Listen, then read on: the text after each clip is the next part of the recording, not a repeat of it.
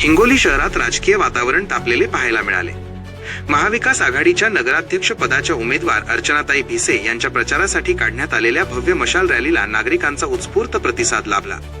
हिंगोली शहरातील गांधी चौकातून सुरू झालेली ही रॅली विविध प्रमुख मार्गांवरून मार्गक्रमण करत पुन्हा गांधी चौकात समारोपाला पोहोचली। हातात धगधगत्या मशाली घेऊन हजारो नागरिकांनी या रॅलीत सहभाग नोंदवत महाविकास आघाडीचे जोरदार शक्तीप्रदर्शन केले। या रॅलीचे सूत्र विनायक भिसे यांनी सांभाळले, तर यावेळी अनेक मान्यवर नेत्यांची उपस्थितीही लाभली। नागरिकांच्या मोठ्या सहभागामुळे ही रॅली प्रचाराला नवी ऊर्जा देणारी ठरली आहे। आगामी निवडणुकीवर याचा नक्कीच फायदा होईल असे बोलले जात आहे। आता होणाऱ्या या रंजक निवडणुकीवर सर्वांचे लक्ष लागले आहे।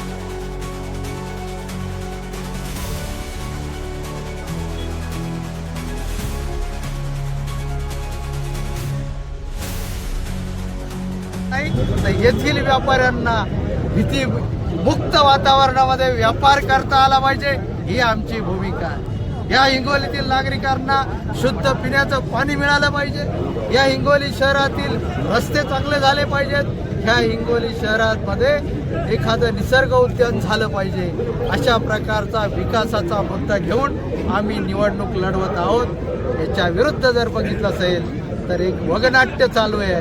या वगनाट्याविरुद्ध संघर्षाची मशाल आम्ही पेटवलेली आहे आणि निश्चितपणे हिंगोली शहरातील जनता मशालीच्या पत्रामध्ये झुकत माग देऊन 2 तारखेला निश्चितपणे मशालीचा विजय करतील अशा प्रकारचा अपेक्षा आमच्या मनामध्ये आहे. आमदार संतोष बांगरांचं वक्तव्य सहसा नागरिक मनावरती घेत नाहीत. ते जे बोलतात ते नाटकी पद्धतीनं बोलतात. त्यामुळे त्यांचं वक्तव्य एक विनोदाचा भाग असतो. आज महाराष्ट्रातील सर्वसामान्य जनता शिवसेना पक्षप्रमुख उद्धवसाहेब ठाकरे यांच्या सोबतीनं उभी आहे, एका देवमाणसाच्या पाठीमागे उभी आहे आणि अन्याय आणि अत्याचाराविरुद्ध लढण्यासाठी निश्चितपणे मशालला मतदान करील अशा प्रकारचा विश्वास आमच्या मनात